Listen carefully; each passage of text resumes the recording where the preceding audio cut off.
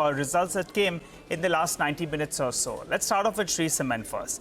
The numbers actually are looking quite weak. On the top line, well, there was the volume growth of closer around 8%, which is a little bit better than what we were working with. We were expecting volumes of around 9.5 million tons. It came in at around 9.6 million tons. So that's a little bit better. The problem is on realizations, and that's the reason why these numbers are a miss. So despite having mildly higher volumes, the absolute top line number is a little lower than what we were working with, predominantly because of realizations. The EBITDA the absolute EBITDA as well is much lower. Came in at around 920 crores. We were working the number in excess of around 1,100 crores. And that's what led the margins down to around 19%. That compares with around 23.5% that we're working with. What was the problem first? The realizations were weak. They are down by closer around 6%. And the other expenditure, well, that's up by closer to 14%. So we'll require some clarity as to why the other expenditure surged up by such an extent. On the power and fuel cost, they have got some relief because on a year-on-year basis, despite producing more, that cost is down by close to 7%. The problem for Shree Cement is the other two larger players, that's the Adani Group as well as Ultratech. They have been aggressive in acquiring companies as well as increasing their market share. While Shree Cement is doing everything organically, valuations are not cheap, and that's the problem for Shree Cement. Gurmeet, what's your view on Shree as of now? Clearly some troubled times with the other two giants becoming aggressive. Their numbers are not really coming about, and margins are under pressure. Your take?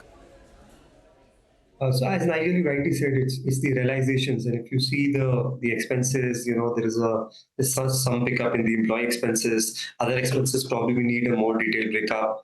How they are up 14%, and the margins dropped from almost 22-23%. Shree is known for better realizations and margin, and as you rightly said, valuations do not offer any miss. At these valuations, if you miss earnings or it's a slightly weak, we saw that with Ambuja also. Realizations were weak, so I think this is more an industry trend.